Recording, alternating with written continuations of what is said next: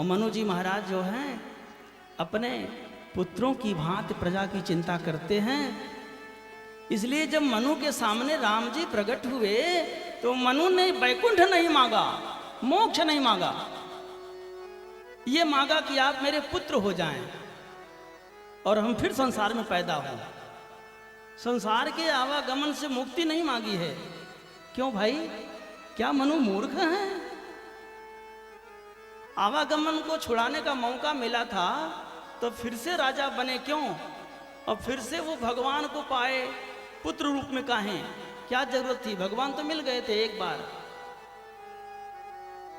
वास्तव में राजा की कामना ये थी ना कि तपस्या हमने किया है और दर्शन हमने पाया, लेकिन मेरी प्यारी प्रजा भी मेरे राम जी का दर्शन करे, अनायास करे।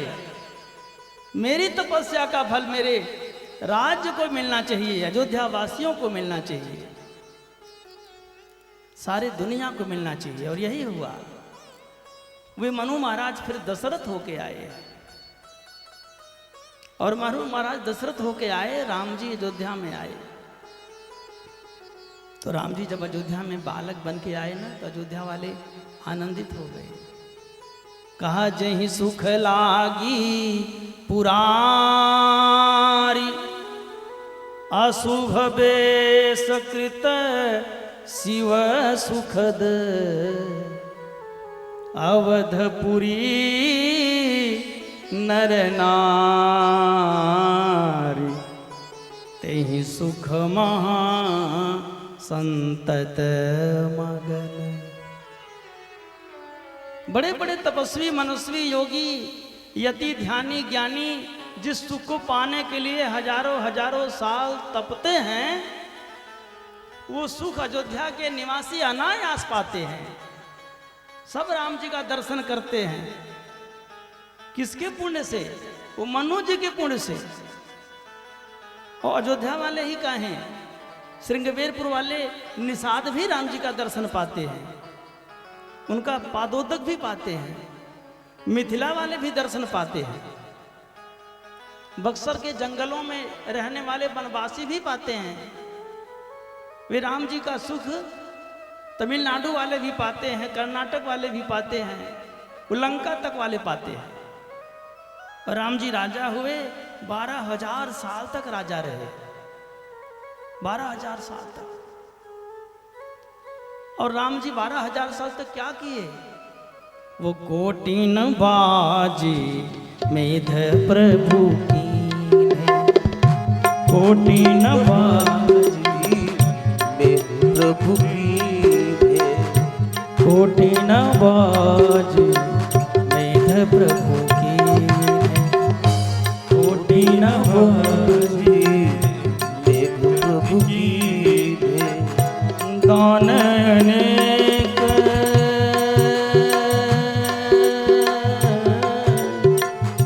दान अनेक द्विजन का दीने, दान अनेक द्विजन का दीने, दान अनेक द्विजन का दीने, दान अनेक द्विजन का दीने, श्रुति पथ पालक धर्म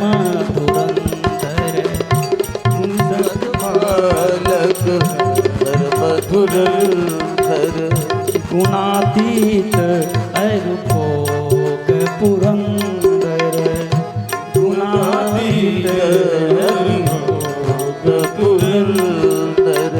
राम राज बैठे त्रैलोक, राम राज बैठे त्रैलोक, हर्षित भय गए सब शोका, हर्षित भय गए सब शोका। नहीं दरिद्र को दुखी नहीं, दरिद्र को दुखी दरिद्र, नहीं को अबोधन लक्षण लखन लछन राम जी ने राजा का कर्तव्य दिखाया। क्या करना चाहिए राजा को? श्रुति पथ पालक धर्म धुरंधर। पूरी दुनिया को जीत के राम जी ने एक राजधानी बनाई, अयोध्या। आज ईरान का राष्ट्रपति दूसरा है, इराक का दूसरा, अमेरिका का तीसरा है, ऑस्ट्रेलिया का चौथा। सब में परस्पर देश है, सबका ईगो बढ़ा है, पूरी दुनिया लय होने को तैयार है। लेकिन राम जी ने ऐसी समस्या ही खत्म कर दी। कोई अंतरराष्ट्रीय सीमा नहीं है, एक देश है, सातों द्वीप पर एक राजा, उसकी एक राजधानी अयोध्या।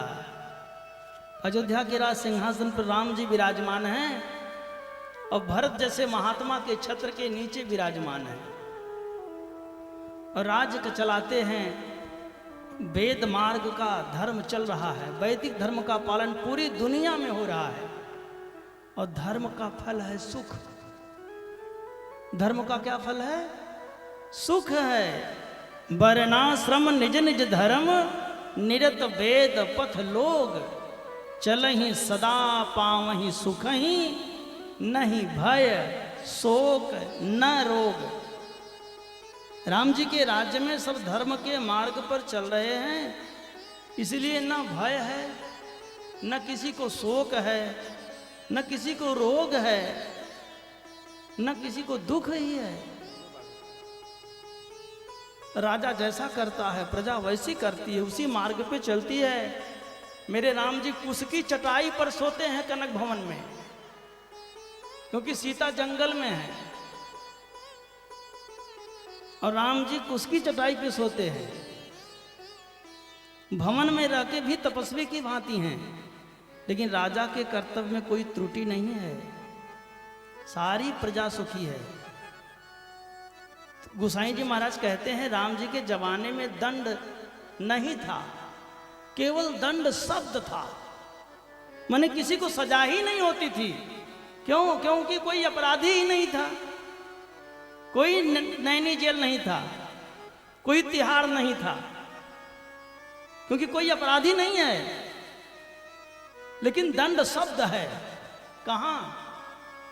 वो जो भगत लोग जब माला जपते हैं तो जपते जपते हाथ में दर्द होने लगता है। माला का नियम है जपने का, प्रातःकाल माला जपे तो हृदय से ऊपर उठा के जपना चाहिए, दोपहर को जपे तो हृदय के सामने रख के जपना चाहिए और शाम को गोद में रख के जपना चाहिए। तो अब मान लो सुबह का टाइम है, ऐसे माला जपते जपते हाथ दर्द होता है ना, इसलिए योगी लोग एक डंडा बनवा लेते हैं, बढ़ई से एक बनवा लेते हैं, ऐसे लगा लेते हैं हाथ के नीचे, वो थामे रहता है, हाथ को सुख मिलता है और वो जब चलता रहता है। उसका नाम है दंड, उस डंडे का नाम है दंड। गोसाई जी कहते हैं राम जी के राज्य में दंड शब्द बस उसी डंडे के लिए था, किसी को दंड नहीं था, क्योंकि कोई अपराधी ही नहीं था। राम जी के राज्य में कोई भेद नहीं है किसी में। राजघाट जहां रह सुंदर बर, मज्जहि तहां वर्ण चारिउ नर। कोई भेद नहीं है, एक ही घाट पे सब नहा रहे हैं, कोई अलग से वीआईपी घाट नहीं बना है। राजघाट में सब ब्राह्मण क्षत्रिय वैश्य शूद्र चांडाल अंत सब नहा रहे हैं जी। राम जी के राज्य में कोई भेदभाव नहीं है, किसी के लिए अलग से कानून नहीं है, लेकिन भेद शब्द है। कहाँ? दंड जतिन कहाँ, अभेद जहां नर्तक नित्य समाज। गीत संगीत में भेद है, ये चैता गा रहे हैं, ये फगुआ गा रहे हैं, ये सोहर गा रहे हैं, ये भेद है। मैंने गीत में ही भेद रह गया, समाज में कोई भेद नहीं है। दंड जतिन कहाँ भेद जहां नर्तक नृत्य समाज। और कोई शत्रु ही नहीं है, सब अजात शत्रु हैं। तो कहाँ, लेकिन विजय शब्द है, कहाँ है? कहा विजय शब्द है, जीतिए मनीय सुनिए अस रामचंद्र के राज। मन को जीत लो, खाली मन पे विजय पा रहे हैं लोग, बाहरी कोई शत्रु नहीं है। ऐसा राम जी का राज्य 12,000 साल तक चला, इसलिए आज भी राम राज्य की कल्पना की जाती है। हालांकि वो हो नहीं सकती, क्योंकि उसके लिए राम ही चाहिए। जब राम राजा होंगे तभी राम राज्य हो सकता है, अन्यथा राम राज कहाँ होगा। लेकिन राम जी ने राज्य किया, 12,000 साल तक संसार को राजा बनकर सुख दिया, यज्ञ कराए, कोटिन बाजिमेद प्रभु की ने, प्रकार प्रकार के यज्ञ कराए। ये राम जी जो हैं उस संसार को सुख दिए, राजा बनकर, पुत्र बनकर, पति बनकर, भाई बनकर, मित्र बनकर, किसी के शत्रु बनकर। राम जी अपने शत्रु को भी सुख देने वाले हैं, क्योंकि जिनको मारते हैं राम जी उनको भी तारते हैं, उनका भी कल्याण करते हैं। शत्रु राम बड़ाई करहीं, जो शत्रु भी है वो भी राम के स्वभाव की प्रशंसा ही करता है। ऐसे राम जी मेरे। अब ये राम जी ने सारे संसार को जो सुख दिया वो किसका प्रभाव था? वो राजा मनु का प्रभाव था जी। मनु ने स्वयं को संसार में फंसाया फिर से, लेकिन राम जी को पाया। और राम जी से, मनु महाराज से राम जी ने कहा है कि मैं आपके घर आऊंगा, मैं आपका पुत्र होकर पैदा होऊंगा। और इसलिए जब राम वो दशरथ जी महाराज को दासी ने आके सुनाया, महाराज जी बधाई हो, बधाई हो महाराज जी, आपको बहुत बहुत बधाई हो। तो दशरथ जी सोचते हैं काहे की बधाई है, किस चीज़ की बधाई हो रही है, क्या बात है भाई, किस चीज़ की बधाई? कहा ऐसे थोड़े बताऊंगी, ऐसे थोड़े बधाई बताऊंगी, कहाँ है बधाई है, पहले कुछ तो मिलना चाहिए ना। राजा जी खजनवा दे द, राजा जी खजनवा दे द, राजा जी खजनवा दे द, रानी जी गहनवा दे द, रानी जी खजनवा दे द, रानी जी गहनवा दे द, राजा जी खजनवा दे द, रानी जी गहनवा दे द, राजा जी खजनवा दे द, रानी जी गहनवा दे द। ऐसे नाम धीरा बाजे, ऐसे नाम धीरा बाजे, हीरा रतनवा दे द, राजा जी खजनवा दे द, राजा जी खजनवा दे द, रानी जी गहनवा दे द, राजा जी खजनवा दे द।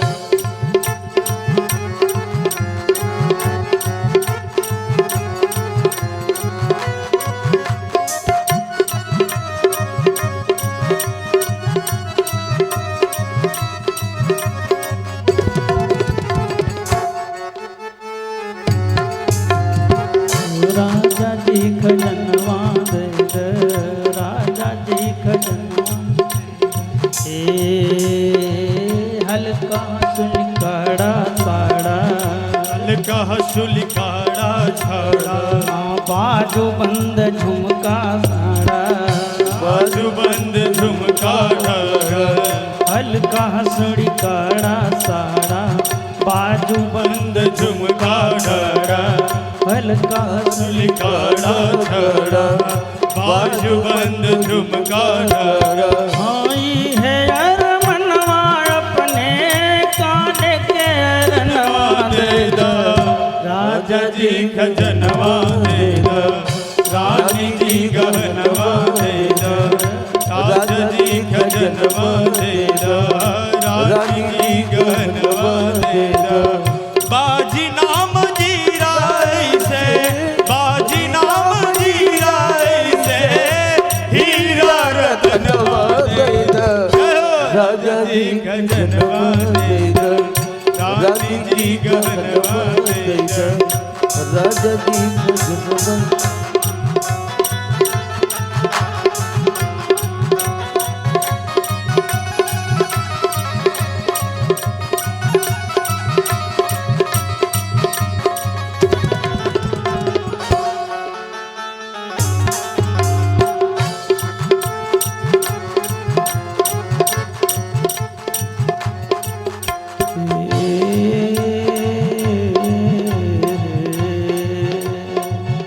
हमका तो कुछ ना चाहिए, हमका तो कुछ ना चाहिए ये इच्छा मनवा माही, है इच्छा मनवा माही ये हमका तो कुछ ना चाहिए ये इच्छा मनवा माही ये हमका तो कुछ ना चाहिए है इच्छा मनवा माही है यार मनवा अपने गोद के ललनवा दे द राजा जी खजनवा दे द राजा जी खजनवा दे द राजा जी खजनवा दे द रानी जी गहनवा दे द राजा जी खजनवा दे द रानी जी गहनवा दे द बाजी नाम जीरा ऐसे बाजी नाम जीरा ऐसे हीरा रतनवा दे द जय हो राजा जी खजनवा दे द रानी जी गहनवा दे द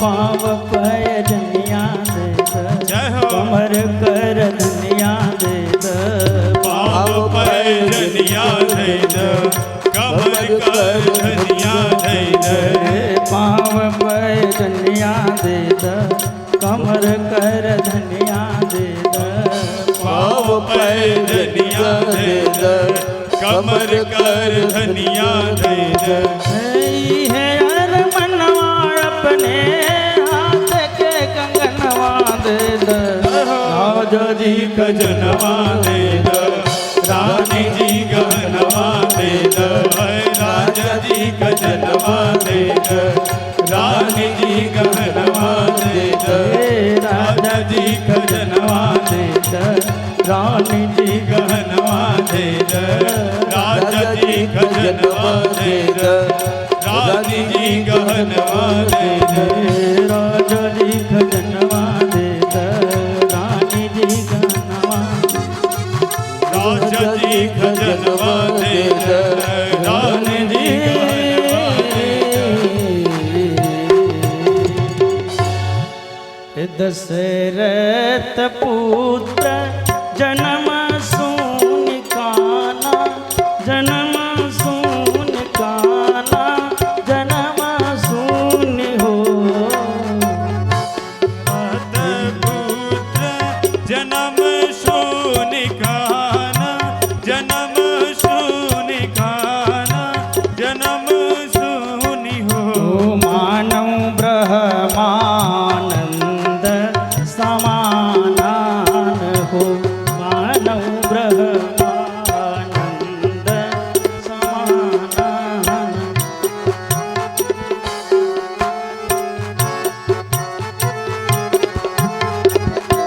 जाकर नाम सुनत शुभ होई सुनत शुभ होई सुनत शुभ होई गृह आवा प्रभु सोई न हो मोरे गृह आवा प्रभु मोरे गृह आवा प्रभु सोई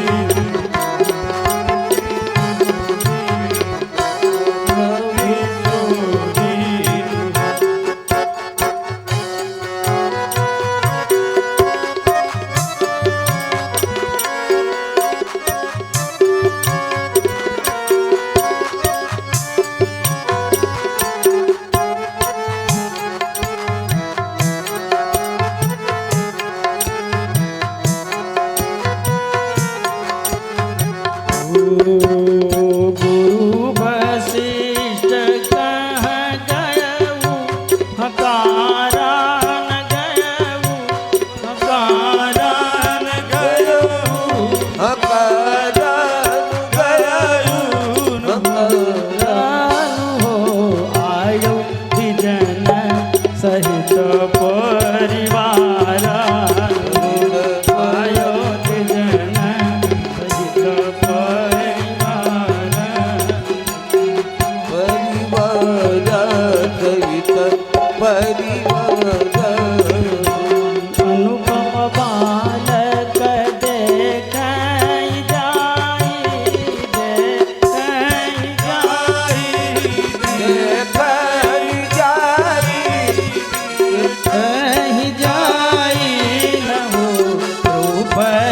राशि कौन कही न सिराई हो रूप राशि कही न सिराई न सिराई हो जाकर नाम सुनत शुभ होई सुनत शुभ होई सुनत शुभ होई हो मोरे गृह आवा प्रभु सोई हो मोरे गृह आवा प्रभु सोई अब मोरे गृह आवा प्रभु सोई हो मोरे गृह अब प्रभु कोई अब प्रभु आवा प्रभु सोई।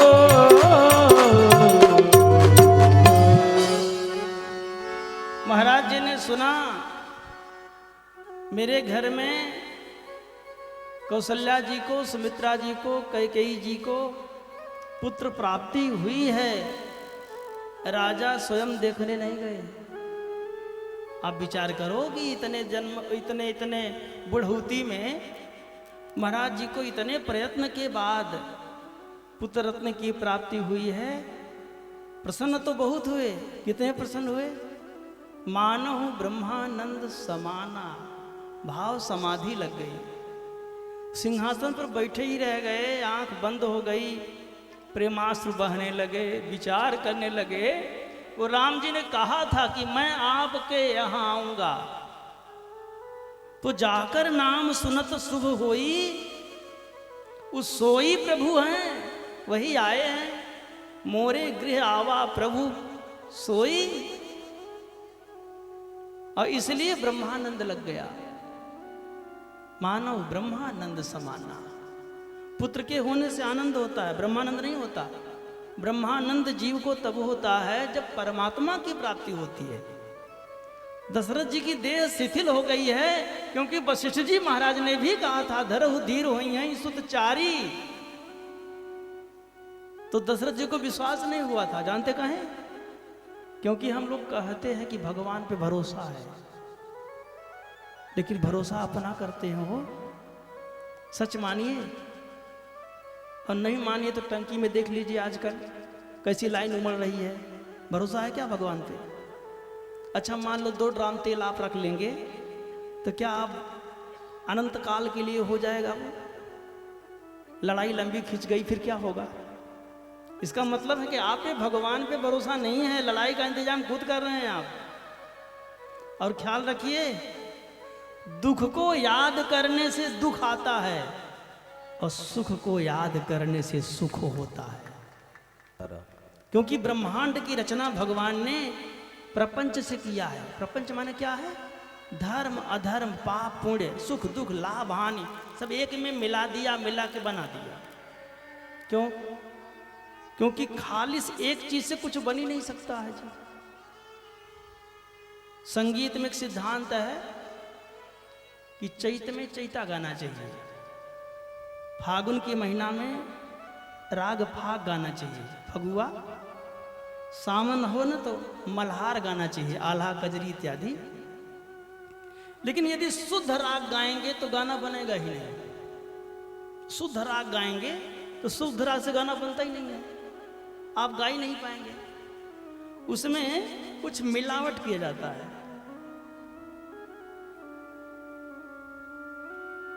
तो वो जो मिलावट होता है फिर वो राग गीत में बन जाता है। राम जी पैदा हुए हैं और उनको सोहर गाना है, तो सोहर का जो गीत है, जो राग है, वो शुद्ध राग से नहीं बजेगा। ऐसे ही कोई भी सामान शुद्ध सोना से कोई आभूषण बनता ही नहीं है। शुद्ध खाली सोना होगा और उससे आप कड़ा बनवा लीजिए, बनेगा ही नहीं।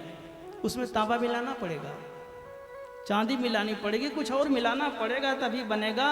संसार की रचना भगवान ने प्रपंच मिला के किया। अब इसमें आप जो चाहेंगे वही मिलेगा आपको। अभी आप पे छोड़ दिया भगवान ने, आप क्या चाहते हैं? और भगवान सभी रूप में हैं।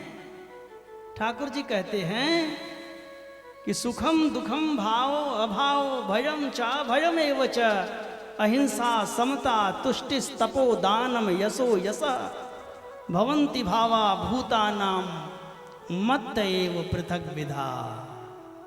मैं ही सुख हूँ और मैं ही दुख हूँ, मैं ही लाभ हूँ और मैं ही हानि भी हूँ, भाव भी मैं हूँ और अभाव भी मैं ही हूँ, दरिद्रता भी मैं हूँ और लक्ष्मी भी मैं हूँ।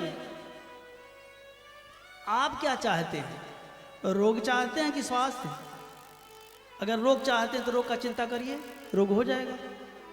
आप शंका करिए कि बीपी बढ़ तो नहीं गई हमारी, ये शुगर तो नहीं हो रहा है, वो हो जाएगा, पक्का हो जाएगा। लड़का हमारा नालायक तो नहीं हो जाएगा, हो जाएगा। अरे आप ये कहिए कि मेरा लड़का जो है ना राजा होगा जी, वो राजा हो जाएगा। इसीलिए जब बालक पैदा होता है ना तो बधाई गाई जाती है, तो ललना हमार महाराज हुई हैं, राजा धीराज हुई हैं, राजा धीराज हुई हैं हो। हे ललना, हे ललना, हे ललना रतन में हीरा पुखराज हुई है, सिरवा के ताज हुई है हो। हे ललना रतन में पुखराज हुई है, सिरवा के ताज हुई है हो। हे ललना रतन में हीरा पुखराज हुई है, सिरवा के ताज हुई है हो। ललना रतन में पुखराज हुई है, सिरवा के ताज हुई है हो।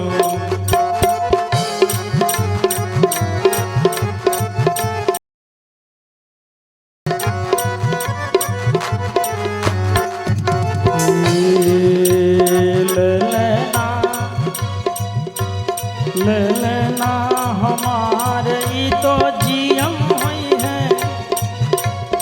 ललना हमारे तो जी नाना ई तो डीएम हुई है, नाना ई तो डीएम हुई है हो।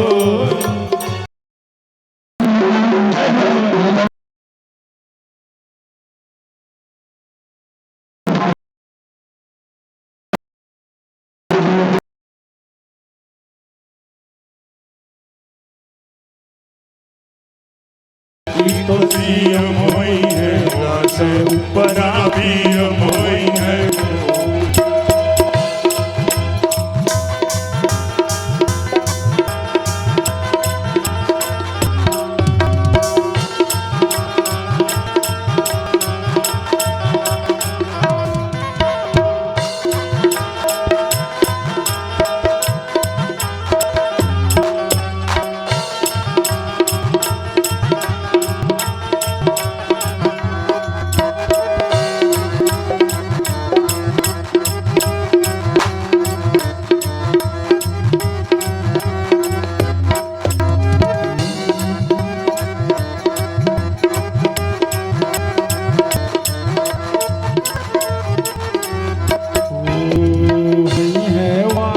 चांसलर यूनिवर्सिटी के, मेयर लंदन सिटी के, मेयर लंदन सिटी के नु ये ललना हो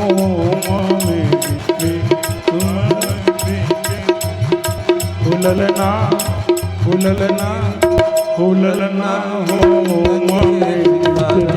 गवर्नमेंट के हीरा अपनी मिट्टी के नु। ललना हो मारे तरी गवर्नमेंट के दहिया अपन बेटी के रू।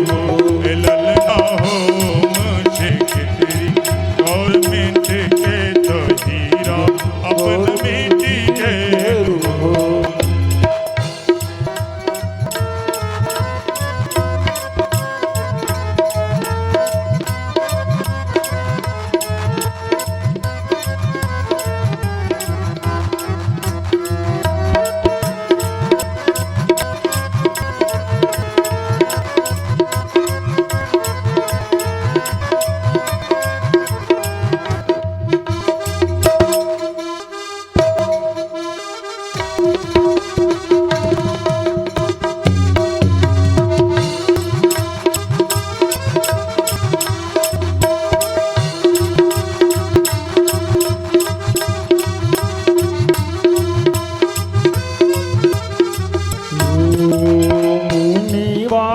जैसन ललना ज्ञानी हुई है, मुनि बाबा जैसन ललना ज्ञानी हुई है, राधा जी जैसन दानी हुई है संतानी हुई गई हो। हे ललना अखिल भूमंडल राजधानी हुई है, श्रेयस खानदानी हुई है ललना अखिल भूमंडल राजधानी हुई है, श्रेयस खानदानी हुई है ललना अखिल भूमंडल राजधानी हुई है, श्रेयस खानदानी हुई है ललना अखिल भूमंडल राजधानी है, श्रेयस खानदानी हुई है ललना अखिल भूमंडल राजधानी हुई है, श्रेयस खानदानी।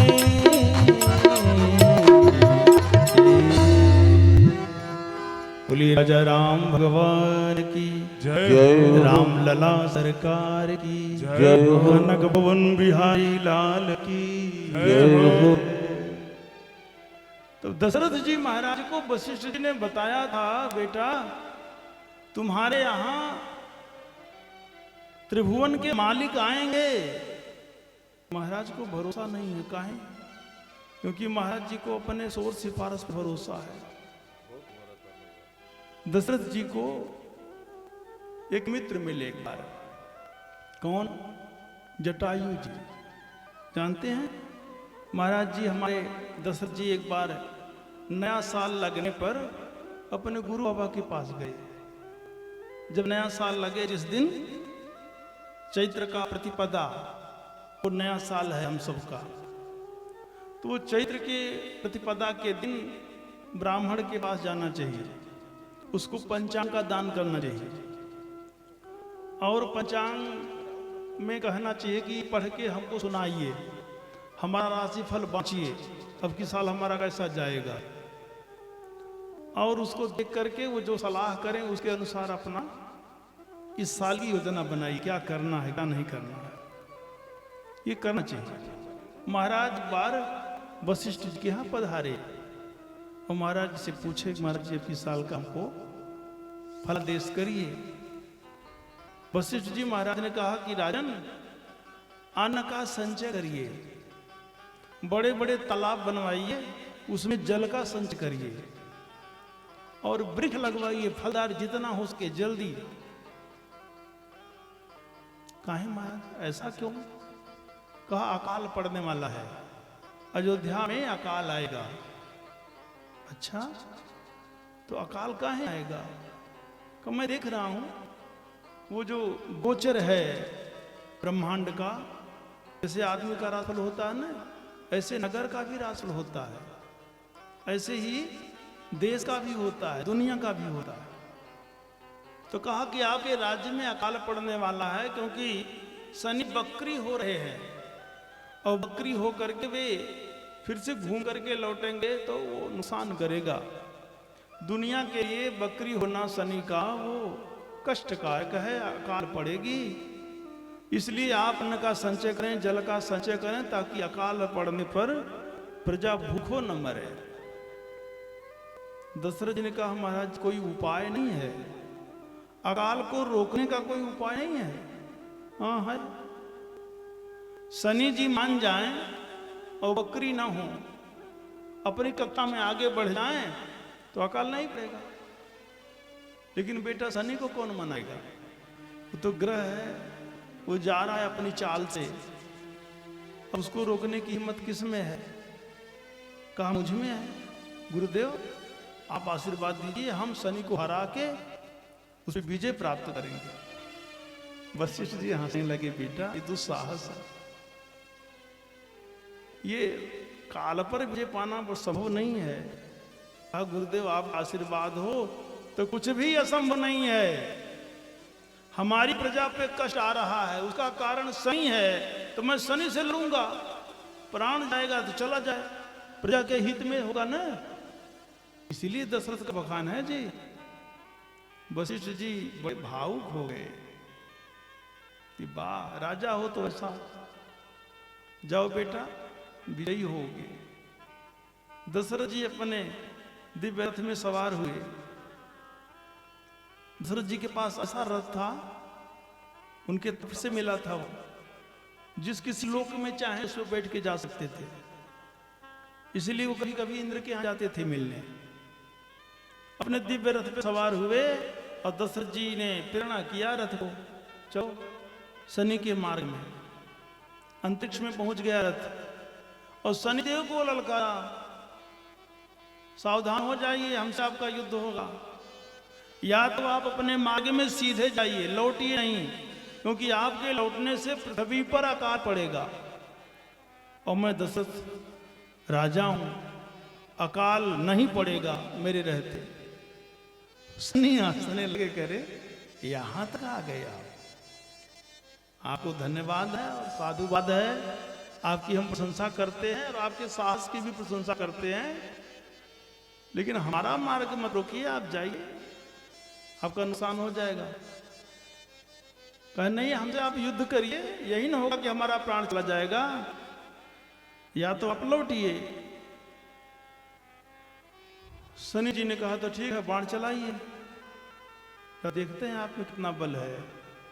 दशरथ जी ने गुरुदेव का स्मरण किया, बाण चलाए, अपना युद्ध कौशल दिखाया, सारे अस्त्र शस्त्र शनि पे चले और वो नष्ट हो गए। शनि ने बस ऐसे धीरे से तिरछे ताका कड़ी नजर से, जैसे ही दशरथ की तरफ देखा न, दशरथ का वो दिव्य जो रथ था वो भस्म हो गया। महाराज जी दशरथ जी निराधार होके अंतरिक्ष से गिरने लगे,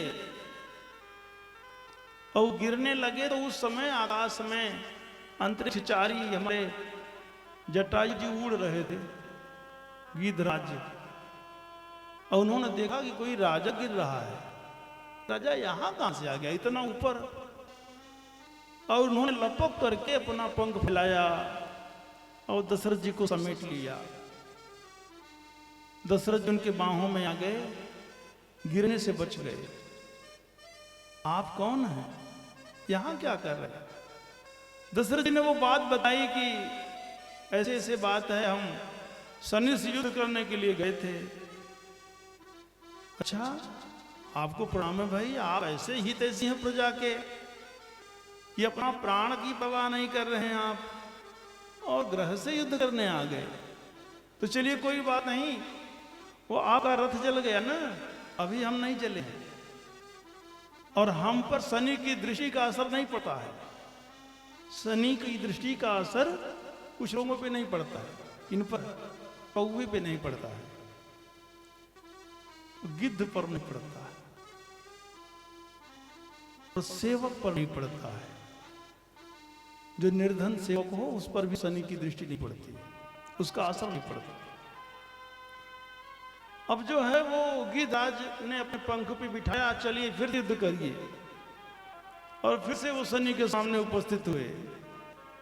शनि जी अप्रसन्न हो गए, वाह भाई आप भयभीत नहीं हुए, और फिर से लौट के आ गए युद्ध करने, तो हम प्रसन्न हैं, और आपको हम वर देते हैं कि हम अकाल नहीं पड़ेगा आपके राज्य में, और आगे भी यदि हमारा और आपका कोई स्मरण करेगा तो उस पर हमारी दृष्टि नहीं पड़ेगी।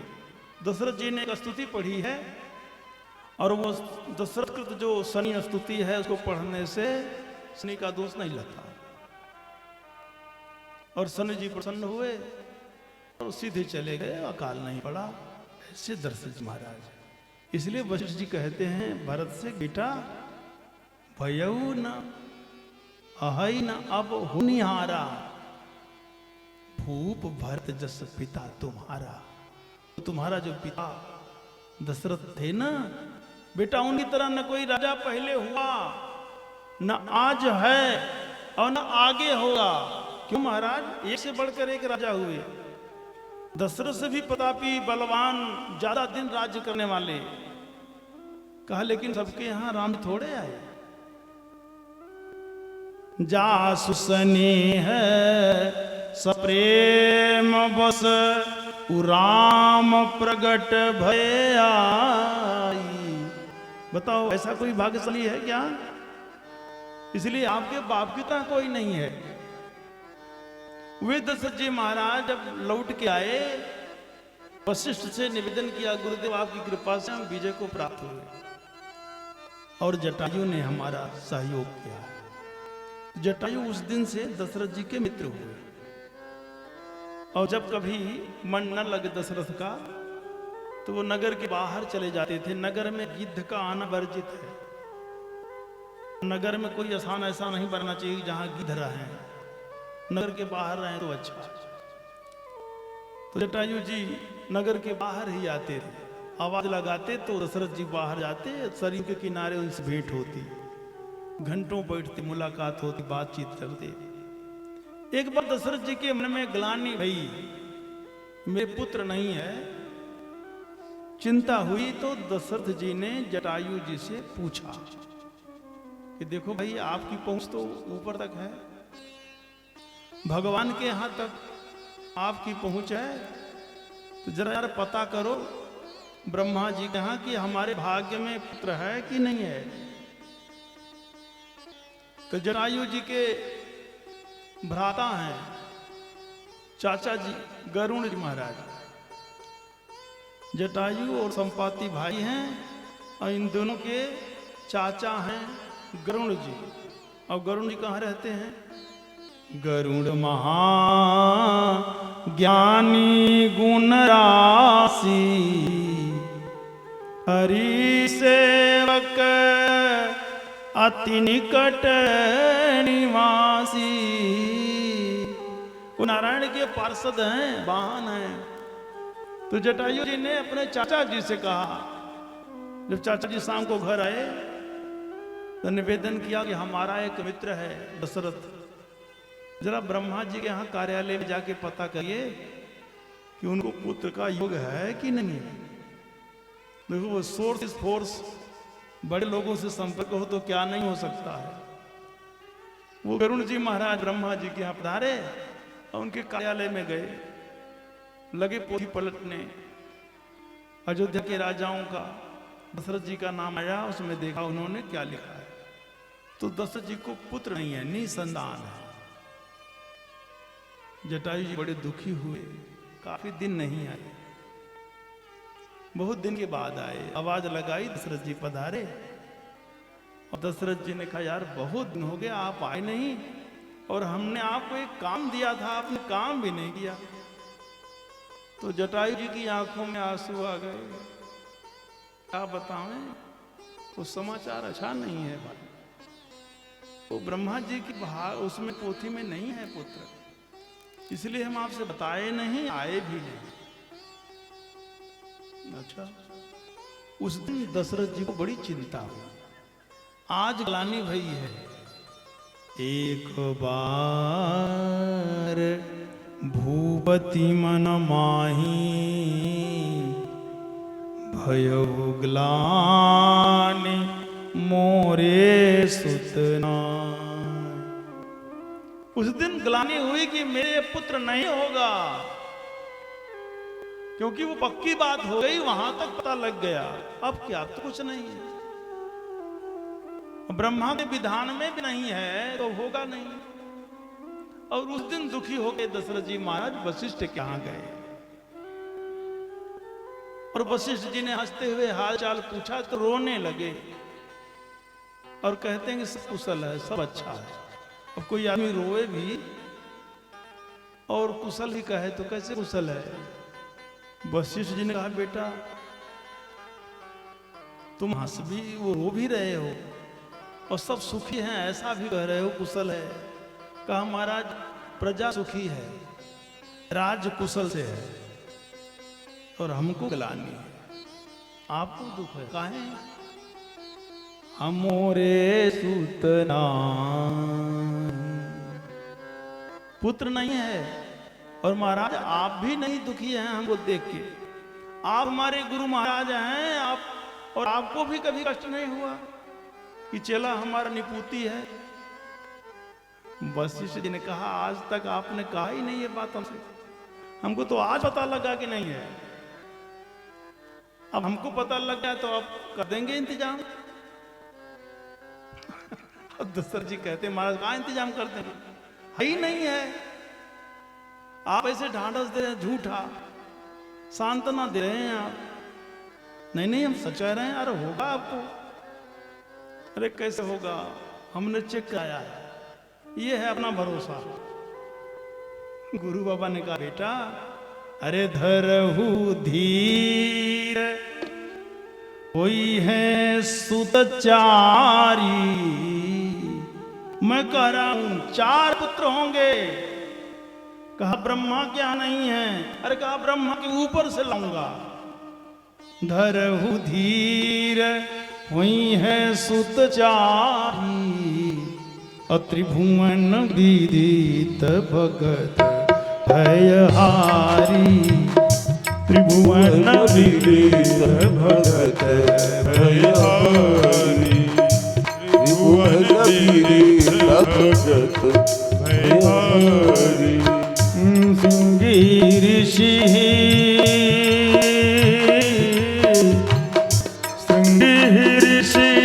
वशिष्ठ बुलावा।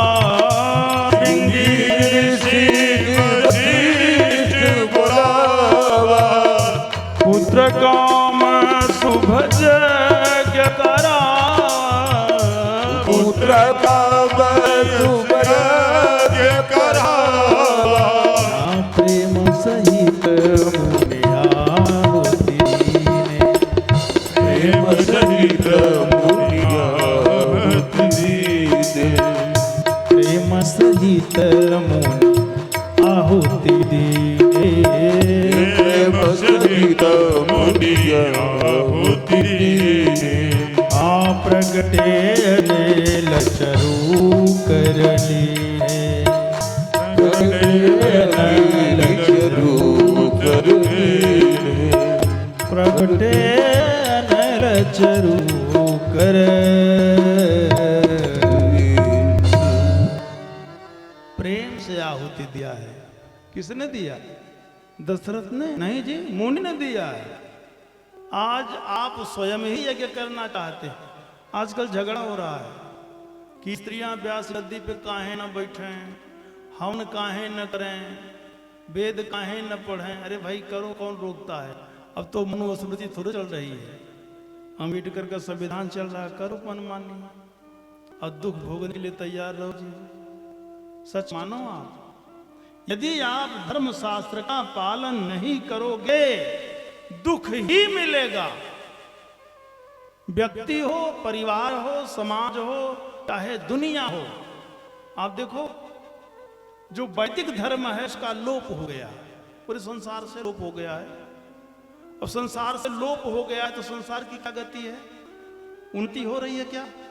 केवल युद्ध हो रहे हैं या युद्ध की तैयारियां चल रही है। सबसे बड़ा धंधा इसमें क्या है पूरे संसार में? हथियार। हथियार बनाना और बेचना संसार का सबसे बड़ा धंधा है। दूसरे नंबर का धंधा क्या है? आप चौंकिएगा नहीं, मांस का धंधा पूरी दुनिया में दूसरे नंबर पर है। तीसरे नंबर पर क्या है? नशा। नशा का धंधा पूरे संसार में तीसरे नंबर पर है। चौथे नंबर पर देह व्यापार है, मानव तस्करी, मानव अंगों की तस्करी। क्या कहना है, ये हमारी दुनिया चल रही है, ये सब धर्म है। और 5वें नंबर पर है जुआ। इसके बाद है कृषि, व्यापार, पशुपालन, ये सब बहुत बाद में है। हमारा जो देश है धर्म प्रधान, इसमें कृषि का जो भाग है वो घटता चला जा रहा है। राष्ट्रीय आय में अब कृषि का योगदान 28% मात्र बचा है और घट रहा है धीरे धीरे। यानी लोग खेती करना बंद कर रहे हैं, पशुपालन करना बंद कर रहे हैं। वो लोग क्या कर रहे हैं जो बंद कर रहे हैं? वो मांस बेच रहे हैं जी, मुर्गी पालन कर रहे हैं, सुअर पालन, मछली पालन, देह व्यापार, तस्करी, हथियार का धंधा,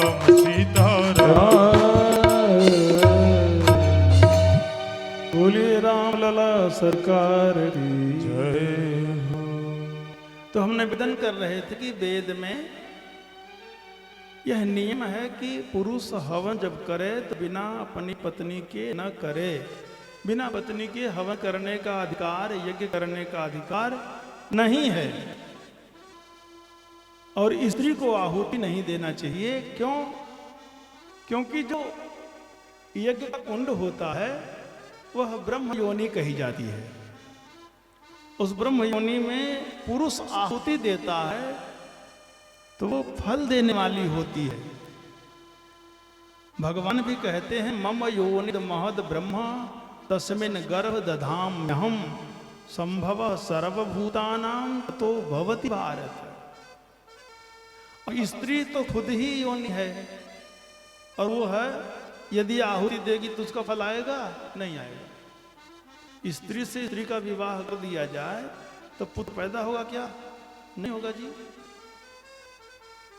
इसलिए उनको आहुति देने का अधिकार नहीं है। चलिए, स्त्रियों को वेद नहीं पढ़ना चाहिए। कोई तर्क कर सकता है कि महाराज तो अपाला घोषा गार्गी ये सब वेद बाधनी हुई है। हाँ हुई है, लेकिन वो स्त्रियां कब थीं? उस सतयुग में थीं। एक घटना घटी थी सतयुग में। इंद्र ने अपने पुरोहित की हत्या कर दिया।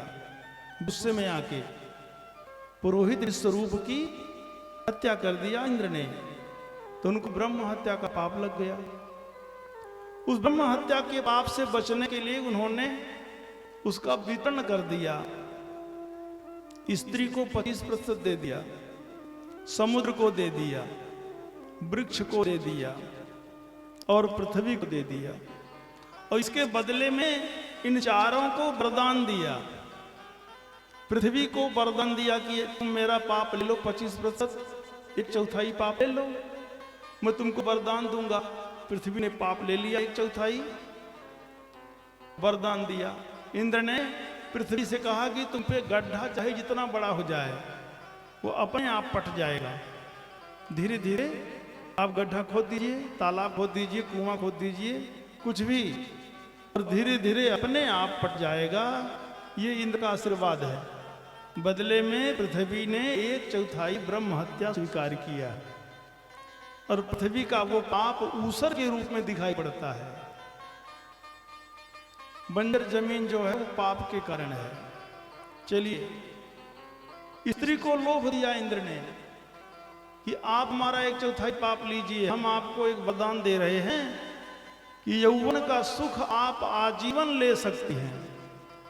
स्त्री कभी बूढ़ी नहीं होती, पुरुष ही बूढ़ा होता है। स्त्री विशेष सुख भोग सकती है आजीवन, पुरुष नहीं भोग सकता। ये इंद्र का वरदान है।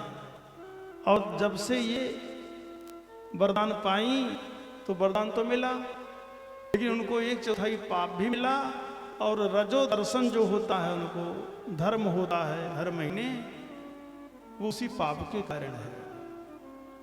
और जब से यह हुआ तब से स्त्रियों को यज्ञोपवीत नहीं पहनाया जाता, तब से उनको आहुति देने का अधिकार नहीं है और तब से उनको वेद पढ़ने का अधिकार नहीं है, क्योंकि वो पाप योनि हो गई। और ये धरती को पाप दिया ऊसर के रूप में, स्त्री को पाप दिया धर्म के रूप में। वृक्षों से कहा कि तुम्हारा जब तक जड़ उखाड़ के काटा नहीं जाएगा तब तक तुम नष्ट नहीं होगे। कोई काट ले पेड़, जड़ बचा है तो फिर से निकल जाएगा। ये इंद्र का वरदान है। लेकिन वृक्ष में जो लाशा निकलता है, गोद, वो गोद जो है वो ब्रह्म हत्या है, ब्रह्म हत्या का पाप है। इसलिए संत लोग गोद की बनी हुई लड्डू नहीं खाते, गोद नहीं खाते। और इंद्र ने इस तरह से समुद्र को भी पाप दिया 1/4, तो समुद्र खारा हो गया है पाप के कारण। उसमें फेन आता है पाप के कारण।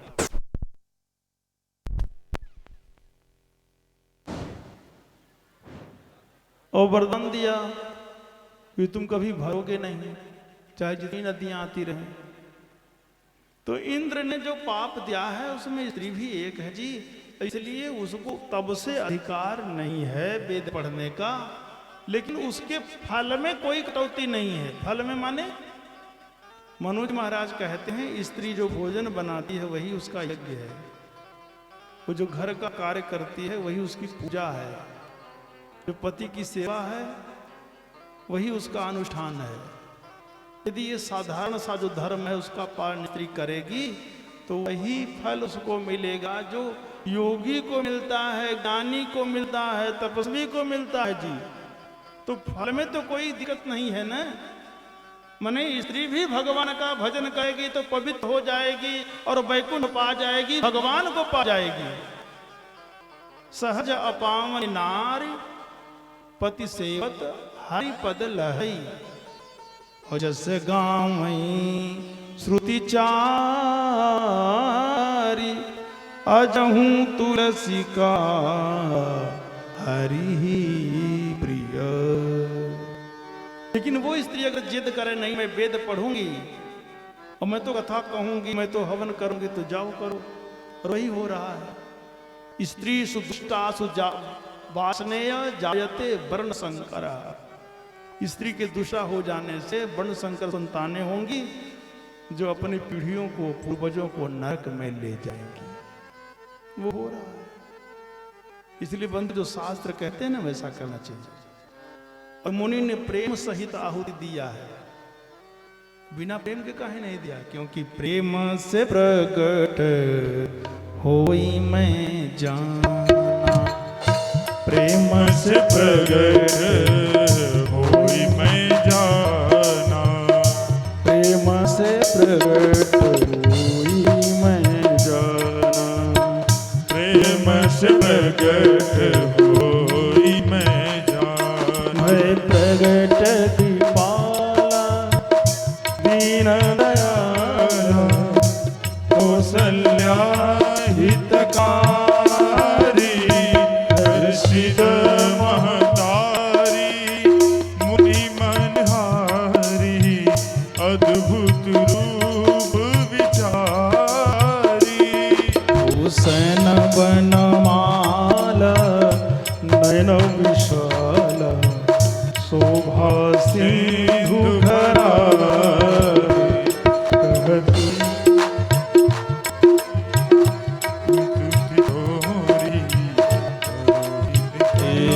कहती कर चोरी स्तुति तोरी विधि करो ब्रह्मांड निकाया निर्मित माया रोम रोम प्रतिवेद कहे सोम मयूर बासी यह उपहासी सुनत धीर मन थिर न रहे पूजा पूजा जब ज्ञान प्रभु मुस्कान चरित बहुत विधि चले कई कथा सुहाई मातु बुझाई जिहि प्रकार सुत प्यार कही कथा सुहाई मातु बुझाई जिस प्रकार सुत प्रिय न रहे। माता पुण्य बोली सोमति डोली तजहु तात रूपा की जय लीला अति प्रिय शीला कहीं रुख परम अनूपा सुने वचन सुजाना रोदन खाना कोई बालक सुरभू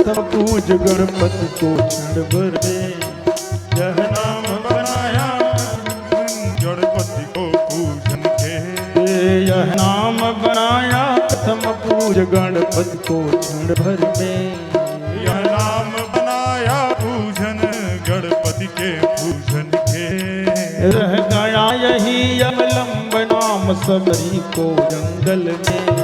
रह गया यही अवलंब नाम सबरी को जंगल में। हाँ यह नाम बनाया प्रथम पूज गणपति को क्षण भर में। रह गया यही अवलंब नाम सबरी को जंगल में। लाखों को दारा लाखों को दारा इसने पहुंचाया हरि के धाम। सीताराम सीताराम सीताराम सीताराम सीताराम सीताराम सीताराम सीताराम सीताराम सीताराम सीताराम सीताराम सीताराम सीताराम। वो ब्रह्मा के चारों वेदों से यह नाम निकलता है। ब्रह्मा के चारों वेदों से ये नाम चलता है। शंकर के मानस मंदिर में दीपक सा जलता है। शंकर के मानस मंदिर में दीपक सा जलता है। वो ब्रह्मा के चारों वेदों से ये नाम निकलता है। शंकर के मानस मंदिर में दीपक सा जलता है। नारद की बीड़ा से भी नारद की लीला से भी बजता है प्यारा नाम। हो सीताराम सीताराम सीताराम सीताराम सीताराम सीताराम सीताराम सीताराम सीताराम सीताराम सीताराम। बजरंग बली के बल में इसकी महिमा भारी है। बजरंग बली के बल में इसकी महिमा भाई है। बजरंग बली के बल में इसकी महिमा भारी है। बजरंग बली के मन में इसकी महिमा भाई है। ध्रुव और विभीषण जी को ये बूटी प्यारी है। ध्रुव और विभीषण जी को यह बूटी प्यारी है। ओ ध्रुव और विभीषण जी को ये बूटी प्यारी है। ध्रुव और विभीषण जी को यह बूटी प्यारी है। बजरंग बली के बल में इसकी महिमा भारी है। ध्रुव और विभीषण जी को भी ये बूटी प्यारी है। तुम भी भज लो ये नाम तो पा जाओगे आराम। सीताराम सीताराम सीताराम सीताराम सीताराम सीताराम सीताराम सीताराम। ओ सीताराम सीताराम